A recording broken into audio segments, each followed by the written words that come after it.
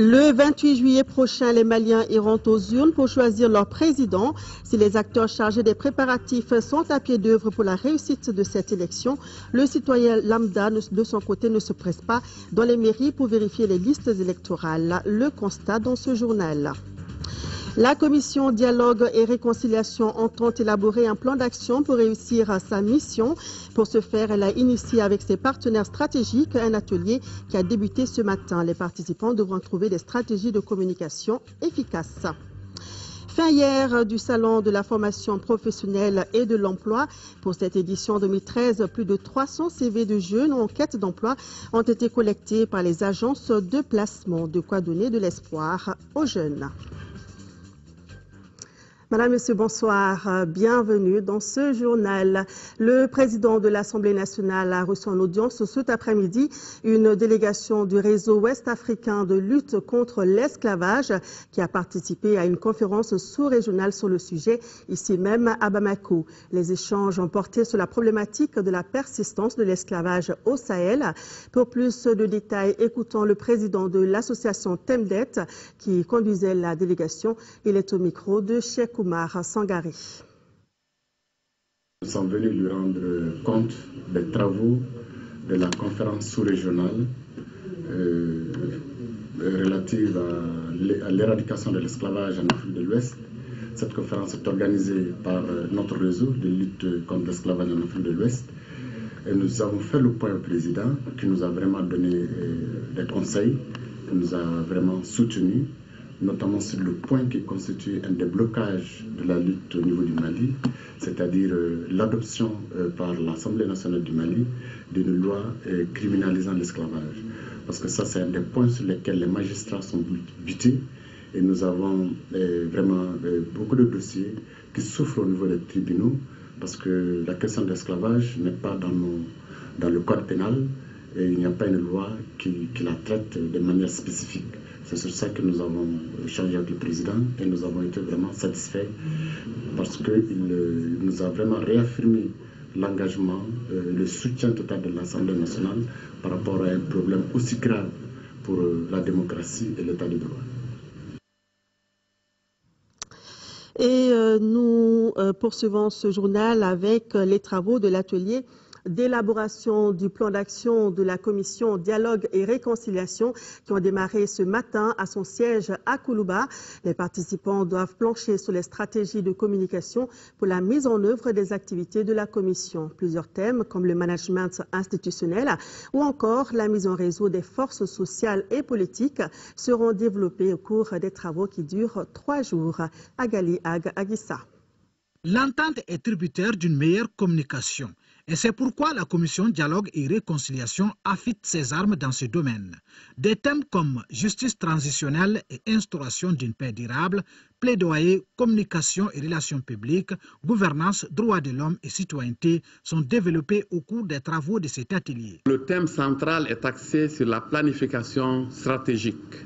Ce thème permettra, j'en suis sûr, aux membres de la commission d'être mieux armés pour les missions très prochaines sur le terrain, mais aussi de bâtir un véritable modèle malien en matière de dialogue et de réconciliation. Il s'agit pour les participants d'identifier les besoins et arrêter un plan de communication pour mettre en œuvre les activités de la commission Dialogue et Réconciliation, une institution dont les missions sont capitales dans les stratégies de sortie de crise de notre pays, d'où le soutien des partenaires. Vous êtes un facteur déterminant dans les processus de stabilité et de paix, mais vous ne pouvez pas, à vous, toute seule, régler tous les problèmes du pays. Nous, on est là pour vous supporter. Et ce n'est pas seulement la délégation de l'Union européenne, il y a aussi les États membres. Ce qu'il faut, c'est une bonne coordination. Et avant tout, c'est à vous à définir les priorités, les activités et pas quelqu'un d'autre. Nous pouvons nous attendre, disons, à une meilleure manière pour nous de communiquer avec le public, à la fois au niveau national et au niveau international. L'organisation de l'atelier, dont les travaux durent 3 jours, a été possible grâce au soutien de l'Union européenne. L'atelier enregistre la participation des experts étrangers et des organismes nationaux et internationaux.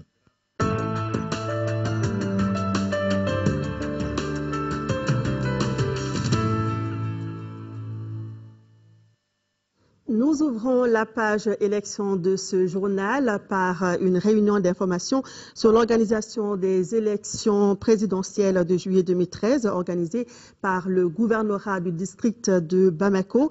La rencontre a été l'occasion pour les représentants de partis politiques d'être édifiés sur le niveau d'organisation du scrutin à travers le district de Bamako qui compte plus d'1 051 000 électeurs potentiels. Le reportage de Mahamadou Doumbia.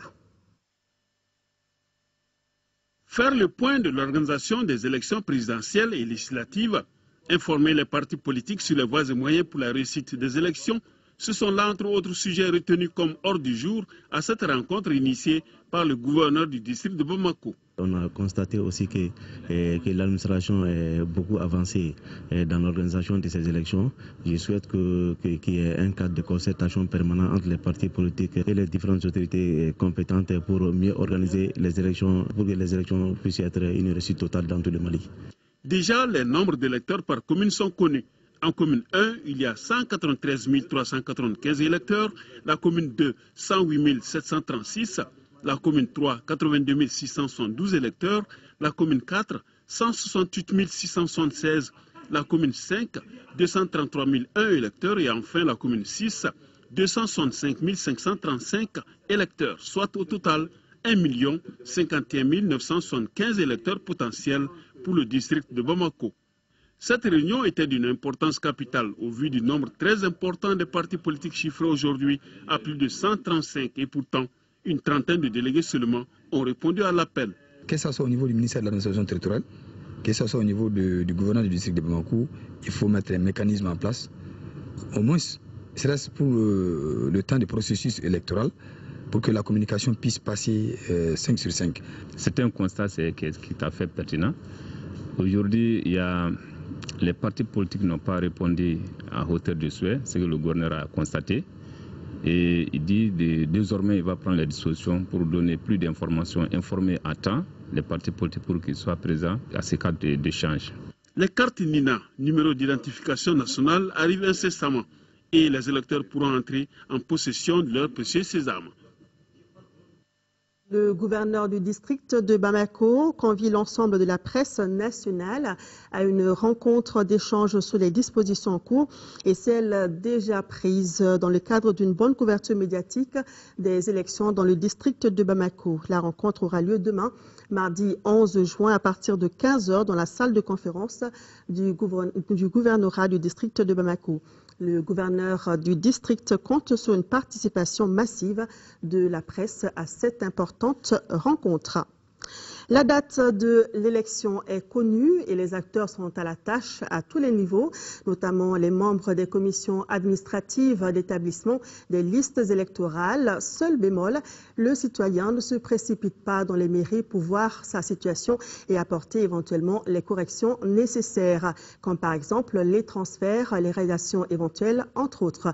Et il semblerait qu'il y ait un manque de sensibilisation à tous les niveaux. Suivant le reportage de Modibo Mariko. La date des élections est fixée au 28 juillet. Plus d'un mois avant les jours, les différents acteurs sont à la tâche.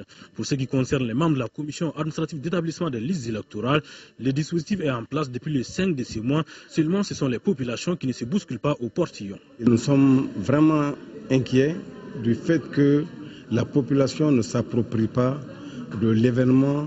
L'affluence pouvait être très forte si la distribution des cartes NINA avait commencé. Nous, on devait démarrer après la remise des cartes NINA, mais ce travail n'a pas eu le jour jusqu'à présent. Pour le moment, nous avons commencé avec la radiation, mais il faut reconnaître que les gens viennent timidement. C'est aujourd'hui d'ailleurs qu'on a commencé à amorcer pour le transfert. Nous sommes auprès de la commission, on travaille ensemble, on prend le cas de transfert la radiation, on est là aussi pour affecter les listes de lieux de vote. À la mairie de la commune 2, commune 3 et commune 6, sillonnée par notre équipe de reportage, les différentes commissions appuyées par les équipes de la DG, délégation générale aux élections, s'attellent à leur tâche de validation des listes potentielles. À la commune 3, par exemple, le manque d'affluence a même amené l'équipe à concentrer ses efforts sur seulement la tâche de radiation des personnes décédées, laissant pour le moment les autres qui sont les transferts et autres corrections. Même constat à la commune 6 où le président de la commission évalue à seulement 2% du travail effectué du démarrage des travaux à maintenant. Dans toutes les mairies sillonnées, on remarque aussi l'absence criarde des représentants de l'administration. L'administration étant ce qu'elle est, on n'a pas vu assez d'éléments d'abord de l'administration. Les quelques-uns que j'ai sous ma main, c'est avec eux que je suis en train de travailler. L'administration n'est pas là en partie, mais si les gens ne viennent pas valider et que ces cartes sortent avec des erreurs, vous voyez ce que ça peut faire? Bon, moi, pour le moment, à ce niveau, je ne dirais pas que je vais imputer cette erreur ou bien cette faute à l'administration. La course contre la montre est lancée et compte tenu du peu de temps qui reste, on espère que le travail de sensibilisation amènera vite une prise de conscience, car l'enjeu est d'élire un président qui sera légitime du suffrage de nous tous. Préparatifs des élections toujours, cette fois dans la région de Caille. Le directeur de cabinet du gouverneur a visité la semaine dernière les commissions administratives chargées de la révision des listes électorales des communes de Caille et de Kouloune. Les travaux se déroulent normalement, mais tout comme à Bamako, les électeurs se font rares dans les centres. Mahamadi Aloubari. Le rôle des autorités administratives, de la population et des partis politiques est très déterminant de l'étape des préparatifs des élections jusqu'à la période post-électorale. C'est ce qu'a compris la préfecture de Caille en organisant cette rencontre. Elle s'inscrit dans le cadre des concertations sur le processus électoral 2013. L'objectif de cette réunion est de mieux édifier la population et les représentants des partis politiques sur le processus électoral, mais aussi les dispositions prises dans le cercle de Caille pour le bon déroulement du scrutin de juillet 2013. Depuis un certain temps, nous avions procédé à la constitution et la formation des équipes NINA, qui font 75 pour l'ensemble des 28 communes du cercle de Caille, et aussi à la formation des présidents des commissions administratives. Et le 5, le travail a commencé sur l'ensemble du cercle de Caille. Après cette rencontre, le directeur de cabinet du gouverneur, accompagné du préfet du cercle, a visité les commissions administratives de révision des listes électorales de la commune rurale de Kouloune et de la commune urbaine de Caille. La commune de Caille, avec ses 58 676 électeurs, a enregistré déjà plus de 860 électeurs qui se sont fait valider, 269 radiations et 36 cas de transfert. Quant à la commune rurale de Kouloune, 63 personnes se sont fait valider. Il y a eu 30 radiations, d'où cet appel du directeur de cabinet du gouverneur de Caille. Je profite de votre micro pour inviter les électeurs de la région, partout où ils se trouvent, à se présenter aux commissions, à constater leur présence effective sur les listes et à se faire recenser. Il faut signaler que partout où les autorités ont passé, les travaux se déroulent normalement et les partis politiques sont présents avec un taux de 95%. Retour à Bamako avec l'ouverture ce matin au CICB d'un atelier de formation sur le renforcement des capacités électorales des formateurs du RPM. Il s'agissait pour les participants de se familiariser avec la carte NINA et le fichier biométrique. Reportage de Isaac Tienou. Tenir l'élection présidentielle en juillet constitue un défi majeur pour le RPM. En vue de réussir ce pari, le parti du Tisserand, en partenariat avec la Fondation Friedrich Ebert, a initié cet atelier de formation sur le renforcement des capacités des agents électoraux. Cette formation de formateurs porte sur deux thèmes, à savoir le fichier biométrique, mécanisme, enjeux et défis, et la problématique de la carte NINA. La session s'inscrit en droite ligne de la volonté de la Fondation Friedrich d'appuyer les partis politiques pour le renforcement de la démocratie dans notre pays. Les partis politiques et les organisations de la société civile doivent jouer pleinement leur rôle pour que tous les citoyens se sentent concernés par la chose électorale et que le taux de participation soit élevé. Cela est aussi important pour la légitimité des institutions démocratiques. La FES, pour sa part, continuera de renforcer la capacité civique des citoyens afin qu'ils participent efficacement au succès des élections transparentes, justes et crédibles, gage de la stabilité politique et d'une démocratie apaisée. La biométrie, source de transparence, n'est pas encore maîtrisée par les électeurs. Le RPM veut vulgariser cet outil, d'où cette formation. Le RPM a un défi particulier à relever. C'est d'assurer la mobilisation satisfaisante de l'électorat et réussir un encadrement parfait des opérations électorales avant, le jour du scrutin et après le vote. Ces tâches électorales ne peuvent se faire sans des agents électoraux disponibles, engagés, disciplinés et très bien formés.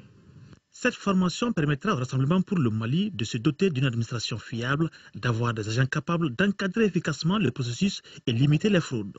Les différents thèmes seront développés par des spécialistes des élections.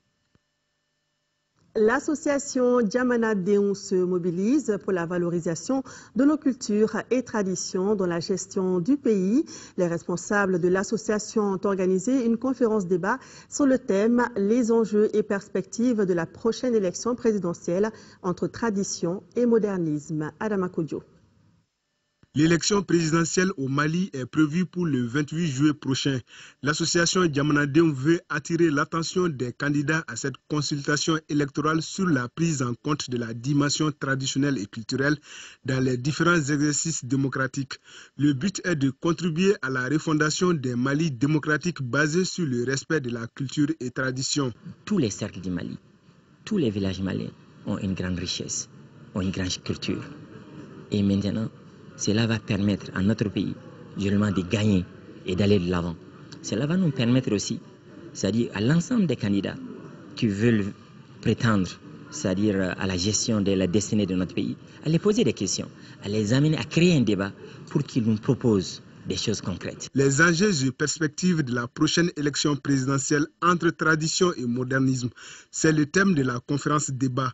Une conférence animée par les membres de l'association de promotion de la langue Nko. Les communications faites sont relatives à l'organisation de la société traditionnelle dans le Mandé, l'histoire de l'école au Mali et l'économie et culture.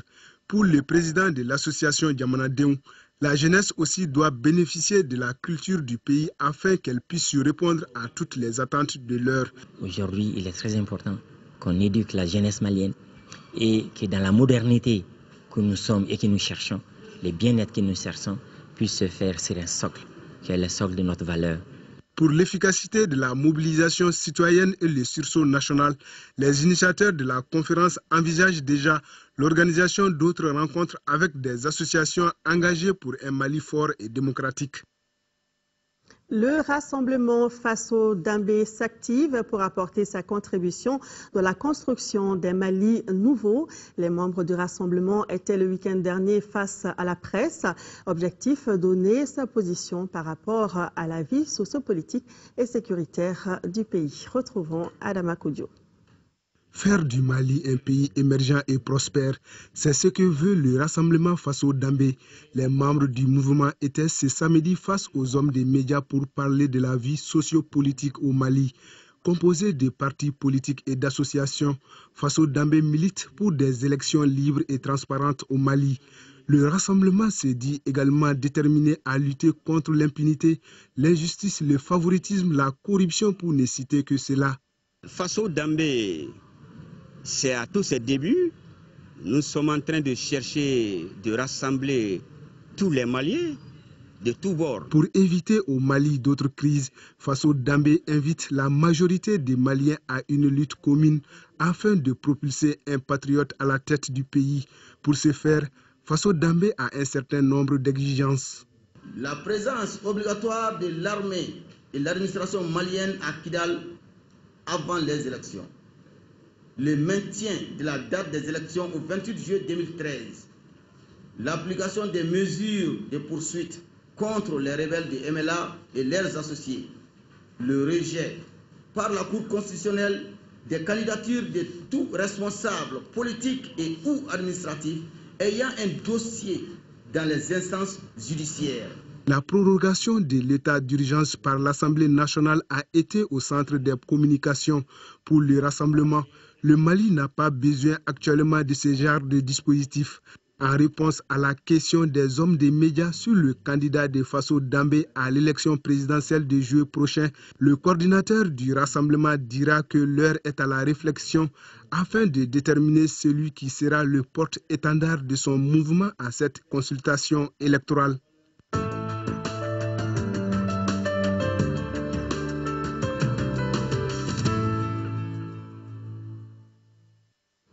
La page élection s'est refermée. Nous allons à présent dans la région de Gao.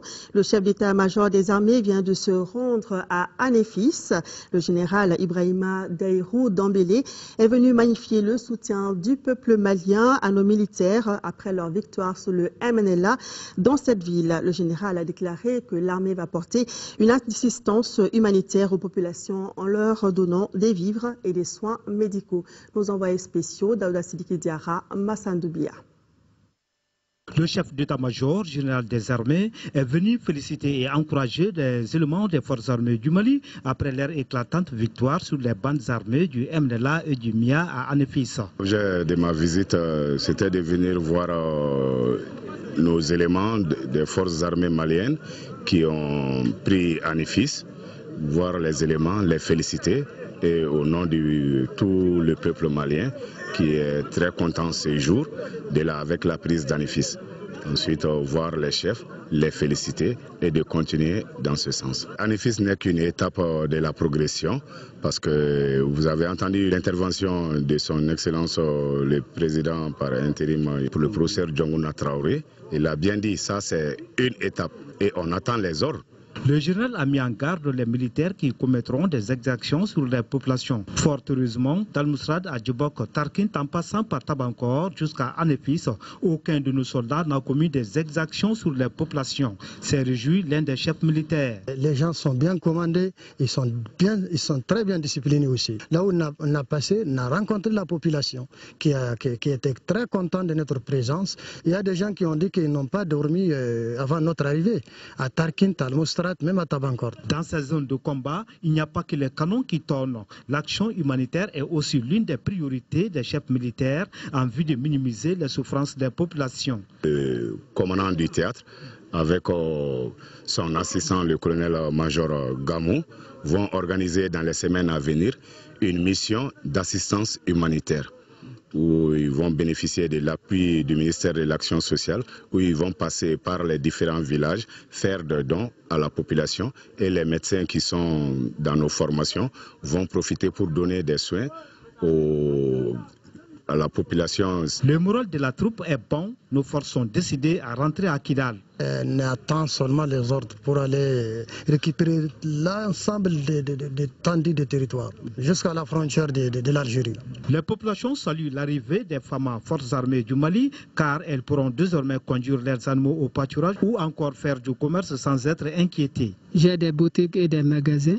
En effet, j'ai rempli les articles de mes boutiques, mes magasins, mais je n'arrive pas à dormir.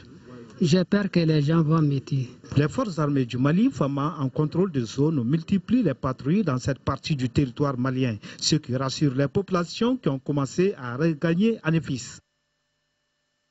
Allons à Tombouctou à la rencontre du député Nok Atia qui vient de boucler une mission dans 10 communes du cercle de Diré. L'objectif était de sensibiliser les populations sur la paix et la réconciliation entre les différentes communautés. Écoutons-le au micro de nos envoyés spéciaux, Chérif Moulay Aïdara et Adama Djimdi. Le président de la République nous a demandé à tous les Maliens d'aider l'armée malienne. Dans ce sens que Diré aujourd'hui a manifesté le cercle de Diré. Je suis très content. J'ai sillonné tous les communes. Tous les 10 communes. Ils sont très contents de l'armée malienne. Ils sont très contents de l'intervention de la France. Ils sont très contents de la libération. Ce que j'ai demandé à la population de Diré, d'éviter la perturbation de l'ordre public. L'ordre public, ce n'est pas bon de le perturber. Il faut, à côté de notre armée, renseigner notre armée, être franc avec eux. Voilà. C'est donner la main pour faire le Mali. Le Mali est indivisible. À Tombouctou, toujours, l'heure est à la restauration de la célèbre mosquée de Sankoré. Pour l'occasion, les maçons traditionnels de différentes générations et autres volontaires se sont mobilisés pour cette activité culturelle annuelle qui a débuté par des prières pour la paix et la tranquillité dans notre pays. Yaya Tandina nous en parle. Avec la restauration de la mosquée de Sankoré, Tombouctou renoue ainsi avec une vieille tradition. Ce rituel, jalousement conservé par les populations, a commencé vers le XVe siècle par les familles des maçons traditionnels, gardiens des édifices religieux. Nous, les maçons traditionnels de Tombouctou, nous détenons des traditionnels et des coutumes.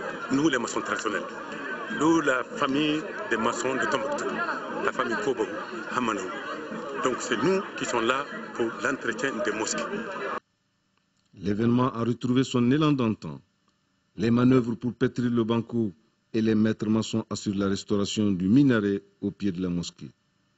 Notables, visiteurs et autres spécialistes sont impressionnés par l'engouement suscité autour des travaux. C'est des traditions que nous avions trouvées. Et si vous avez vu que ces mosquées, malgré leur âge, ont pu résister, c'est grâce à ces travaux de réfection annuelle que les gens n'ont pas négligé. Depuis 700 ans, ce sont les populations qui entretiennent les mosquées. Et ce travail collectif de la mosquée nécessite la mobilisation de tout le monde. Et c'est dans ce sens d'ailleurs qu'on, pour mobiliser les gens, on dit tout homme étant esclave de Dieu, la mosquée étant la maison de Dieu, c'est une obligation pour tout homme de venir pour la réfection de la maison de Dieu.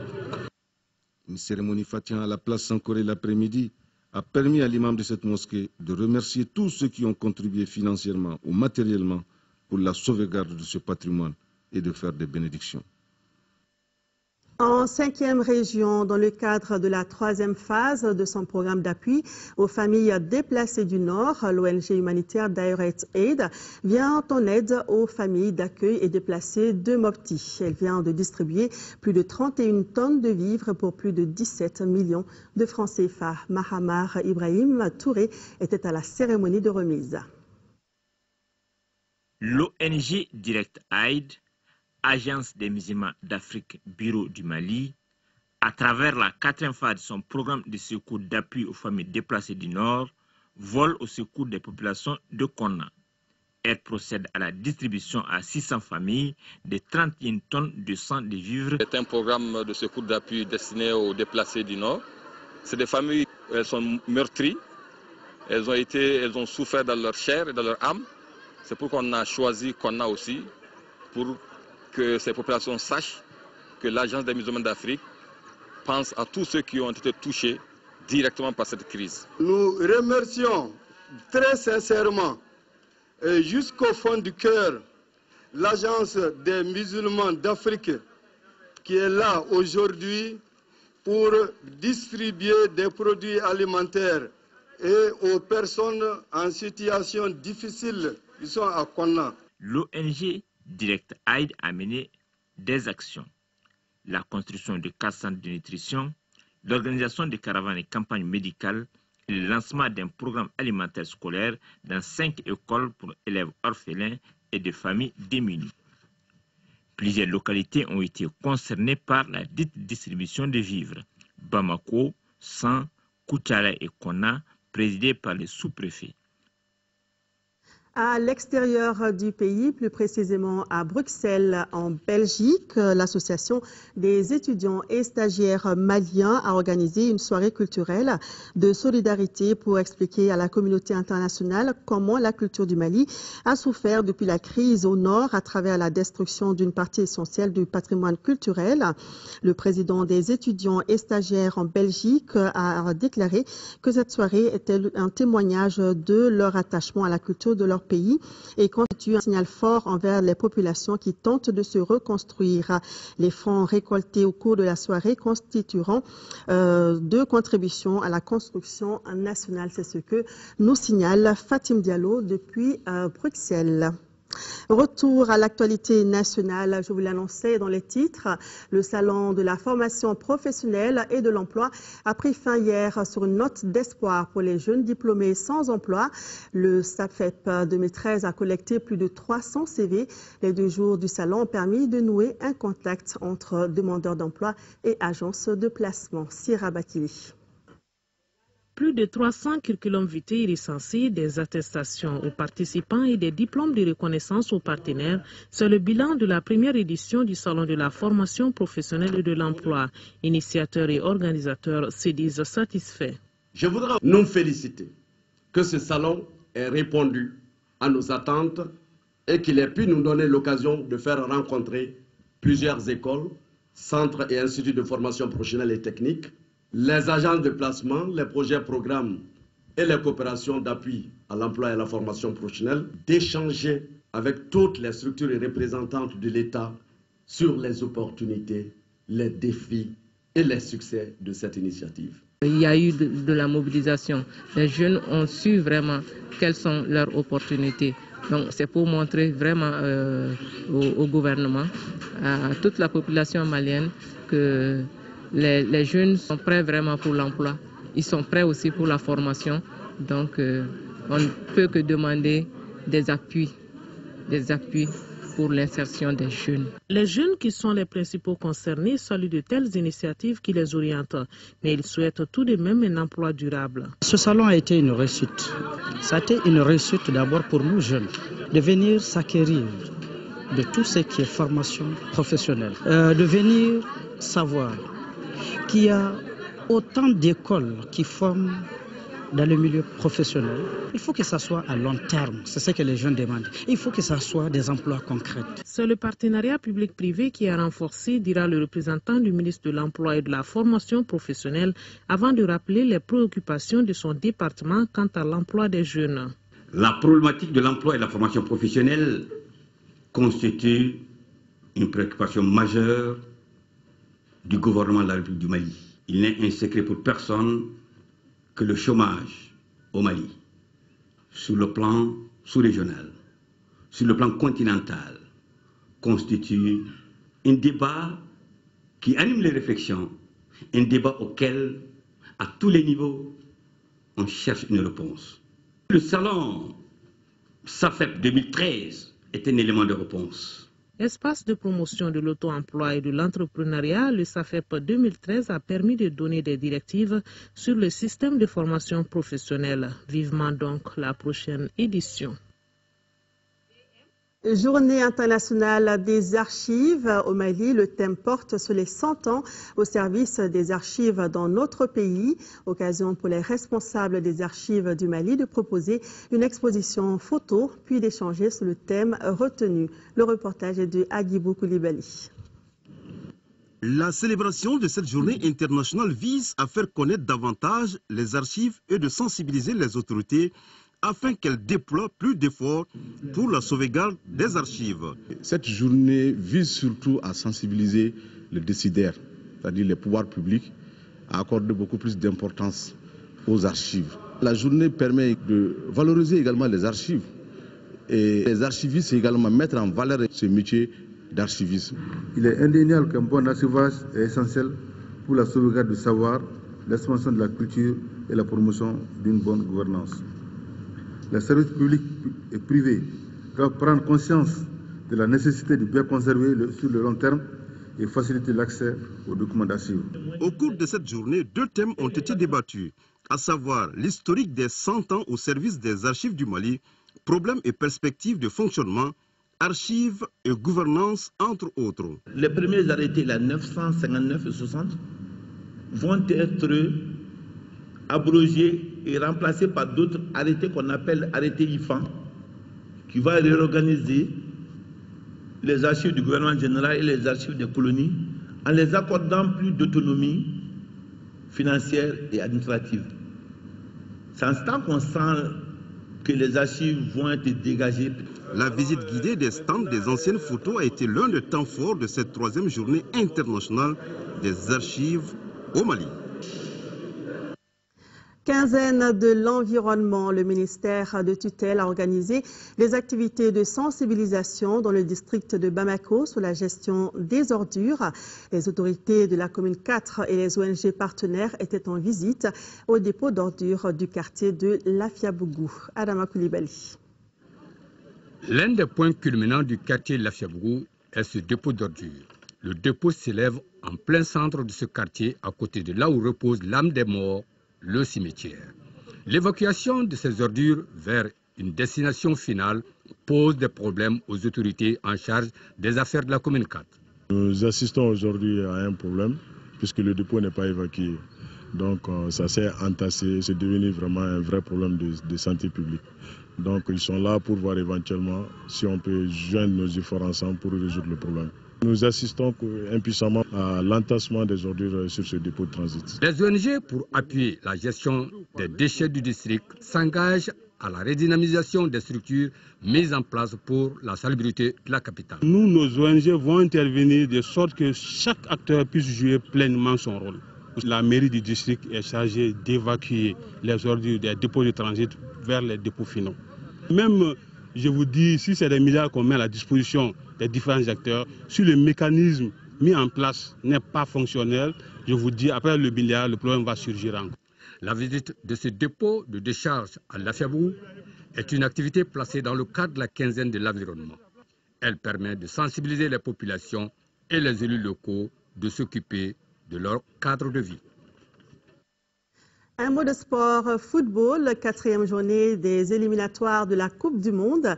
Nous revenons sur le match d'hier entre le Mali et le Rwanda, match qui s'est soldé par un nul, un but partout. Abdelkarim Kaba revient sur cette rencontre.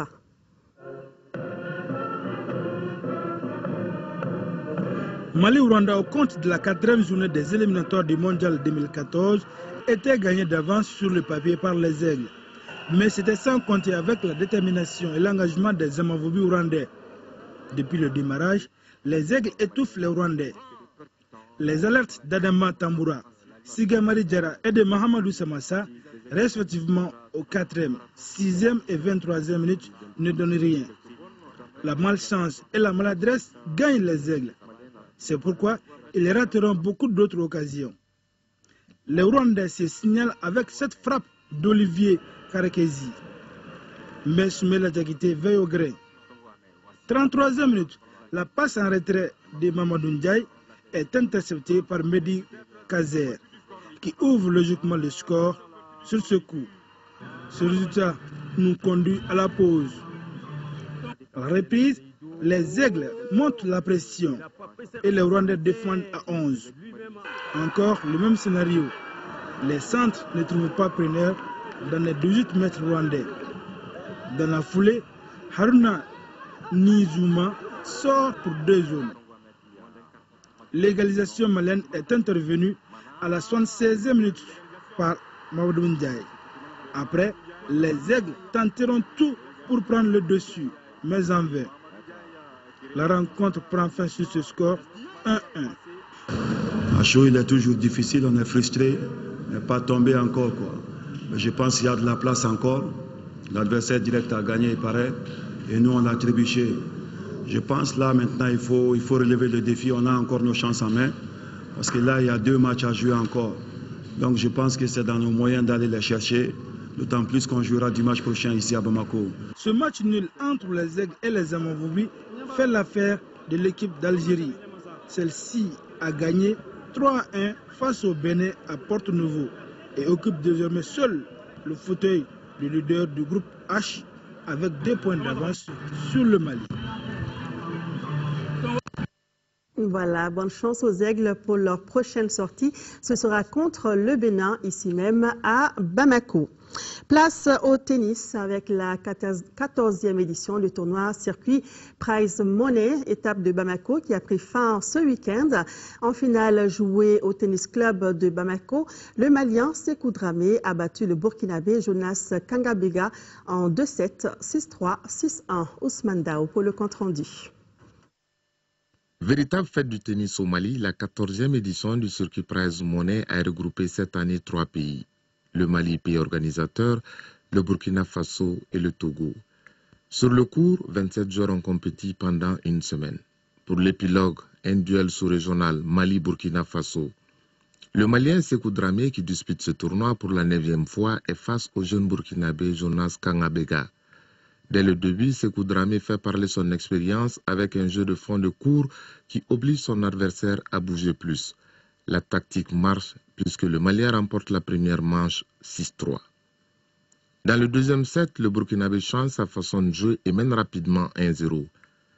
Mais poussé par le public, Sékou Dramé revient dans la partie avec des volées, des coups droits, des aces et n'hésite pas à monter très souvent au filet. Au bout de 35 minutes, il boucle le deuxième set 6-1, synonyme de victoire. Pour la deuxième fois, Sékou Dramé s'impose à Bamako dans le tournoi Prize Money. Du coup, il empoche 750 000 francs CFA. Deuxième, le Burkinabé Jonas Kangabega se console avec 450 000 francs CFA. Le double monsieur de cette année a été remporté par la paire Lomfo Zakaria du Burkina Faso et Jean Agbo Deka du Togo. La victoire en simple monsieur du Mali prouve la progression du tennis. Tout le monde doit être heureux de savoir que le tennis, chaque année, qu'il y a des progrès qui se réalisent. Et nous pensons que la façon dont le Prize Money s'organise, ça permet vraiment de faire le pont entre les différents pays et je crois que c'est cela qu'on recherche aussi dans le sport. Malgré ce progrès depuis quelques années, des défis restent pour la Fédération malienne de la discipline. Vous savez que dans les tournois des seniors, on n'est pas encore en train d'exceller dans les tournois des seniors. C'est le premier challenge que nous devons gagner. Nous allons travailler en tout cas sur cette étape. Le deuxième challenge, c'est l'envergure même de ce tournoi. Parce que vous savez, ce tournoi, maintenant, il est vieux de 14 ans. Nous voulons encore donner une autre dimension à ce tournoi. En tout cas, nous sommes en train de réfléchir là-dessus. Le sacre de Sékou Dramé est la 6e du Mali après 2002, 2003, 2010, 2011 et l'année dernière.